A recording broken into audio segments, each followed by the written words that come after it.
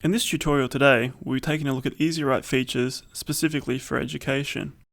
We'll also be taking a look at the easy floating toolbar and menu shortcuts that you can use during your class. To launch EZWrite, there are a couple of different shortcuts you can use to jump into BenQ's whiteboarding solution, no matter what you're currently using the IFP for. The first option appears at the base of our home screen. Simply select the Easy icon here. You can also find EZWrite in the Apps menu with the rest of your other apps. The third option is using the side menu. This menu is accessible no matter what the activity or source you've currently selected. Simply tap one of the arrows that appears on either side of the IFP screen and select this EZWrite icon. It is visually the same icon as the first option we selected from the home screen. The final method to mention is by simply tapping the pen on the NFC sensor. EZWrite will launch no matter what the activity is currently running on the IFP and regardless of what source you've currently selected. Now that we've launched EZWrite, let's take a quick look at Annotation Tools. Straight up, we can pick up a pen and start annotating. If we select the pencil icon here, we have three drawing modes: our standard annotation mode, dual pen mode, and paintbrush mode. For standard annotation, this is the default mode. Options we have here include selecting a different color and the ability to increase or decrease the thickness of the pencil. With dual pen mode, we can select a different color with each of the pens supplied with the IFP. You'll notice that each pen has a different size tip. Once we have chosen our colors, we can write simultaneously on the panel with each pen, producing a different color. With paintbrush mode, we can use any unused paintbrush and start painting on the screen. The thickness of the brush head will determine the thickness of the brush stroke on the screen. A good tip when using paintbrush mode is to disable Parm Eraser, which you can find in the Settings tab in the lower right hand corner. Let's take a look at our erasing options. If we select the eraser icon here, we will be presented with two options. We can use the first option to highlight a selected area to erase, or we can choose the second option, which allows us to clear the entire page. The third option we have, which I've already alluded to, is using Parm Eraser to clear annotation from the IFP. If you place and hold your hand up against the screen, you'll see a board eraser icon on the screen. You can then rub your hand across any annotation you want to erase. The next feature we'll take a look at is the Toolbox. Within the Toolbox, we have several tools we can utilize in the classroom. These include Calculator, Timer, Geometry Tool, Easy Diagram, Scoreboard, and Team Post. Let's take a closer look at some of these tools. Calculator allows you to input simple equations to generate an answer in a digitized format. The calculator tool is capable of solving equations incorporating square roots and sine, cos, and tan functionality. Timer is a handy tool that allows you to set a countdown timer, which is great for timing group activities or for use in an exam scenario. Once the countdown hits 0, an alarm will sound to alert the class that time has expired. Geometry Tool allows you to draw basic shapes and convert them into a digitized format, and then annotate directly over the top of them. Easy Diagram is great for flowcharts or mind mapping exercises. Drawing common shapes and linking them together here, we can then import these back into our whiteboard to annotate on top of. Easy Diagram can also recognize our handwriting and convert that into a digitized format too. Scoreboard is a great tool to keep track of competitive group activities within the classroom, and is a great visualization tool to represent progress of these completed activities. With Team Post, this tool separates the IFP into three separate segments. We can choose a different color for each segment, so three students can utilize the board simultaneously. The teacher can then pose a question or equation and post it to all panel segments and allow the students to show their working whilst trying to solve the problem or the equation. We can then save this or share it via QR code to other devices. Now that we've had a look at some of the tools available, let's take a look at how we can import images and documents into the whiteboard to annotate over. If we select this icon here, we are given two options. One is to import images, and the second is to import document files, including Word, PowerPoint, or PDF documents. One thing to note here is that when you import a document file, it becomes a static file, much like an image. You won't be able to edit the file within EZWrite, but you will be able to annotate on top of it once you import it. Each page of the document will appear on a separate page of the EZWrite whiteboard too.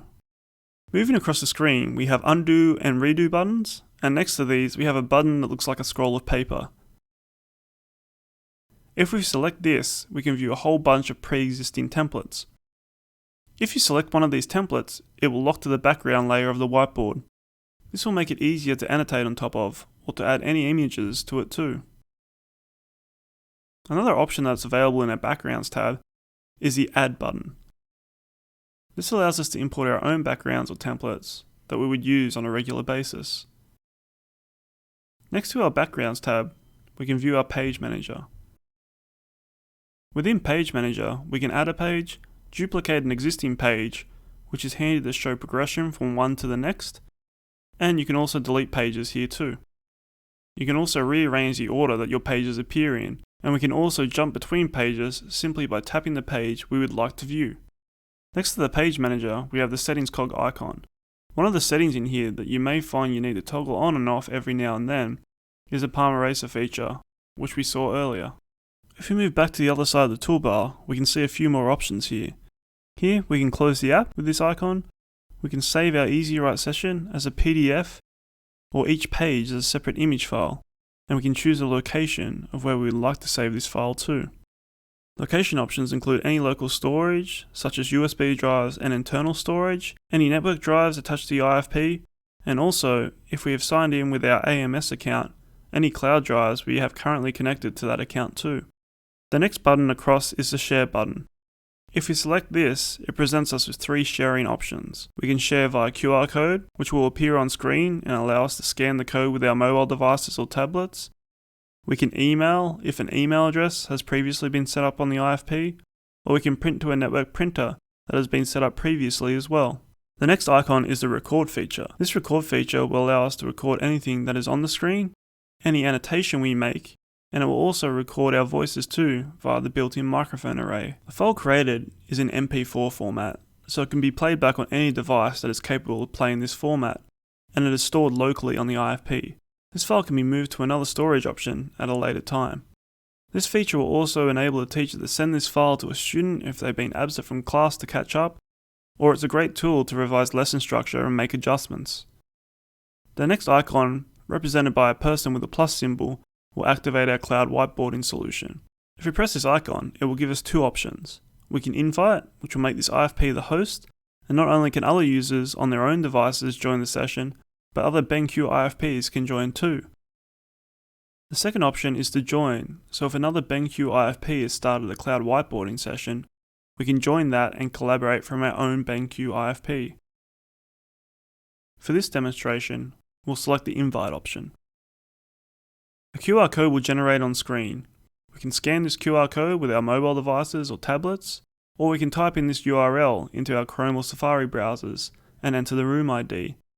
We simply need to type in our own name and we can join the live session. From here on our IFP, we can start annotating and adding images, and anyone who has joined the session can view this on their own device. You'll notice another icon has become active on our IFP toolbar. If we select this, it presents a small pop-up menu. We can see here we are currently in broadcast mode. If we change this to co-creation mode, all participants can now interact with the session in real time. They can annotate, add sticky notes, and even select an image from the library on their own device or take a photo and add it to the session. The host can change between broadcast and co-creation as they see fit, and we can end the session by selecting Stop Activities. People who have joined the session can also save it to their own devices as a PDF to review later, and after the activity has finished, we can continue with the same whiteboarding session locally from the host IFP. Anyone from around the world can join this whiteboarding session, so long as they have a device which has an internet connection and a Chrome or Safari browser, so long as we supply them with the room ID. It is not limited to being on the same local area network, and there is currently no limit to the number of participants who may join a session. Now that we've looked at EZWrite, let's take a look at annotating outside of this application. BenQ IFPs utilize what is known as a floating tool. For this example, let's open our built-in web browser, which we can find in the same location as the rest of our apps. There are a couple of ways to engage this floating tool. We can press two fingers against the IFP screen to summon the tool, or we can select our side menu and select the very bottom icon to engage the floating toolbar from here. Other shortcuts in this menu include Home Screen, Back button, App Manager, EZWrite, and Source Selection. Here we can see a circular toolbar with a lot of shortcuts available. So let's take a look at the functionality of this toolbar now. Along the top we have a color bar, which allows us to select a color immediately and start annotating on top of any source, on top of any app. Consider this to be a floating layer, so the text won't anchor itself to the page if you need to scroll. The next icon to the right of the pencil will take us directly back into EZWrite 5.0. The following icon, moving clockwise around the toolbar, is an eraser tool, to erase any annotation made.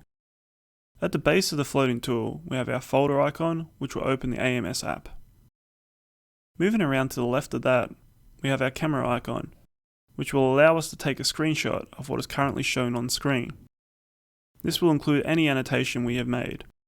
We can resize the frame using the tabs situated around the frame, or simply by using a framing gesture with our hands, we are able to resize this way too.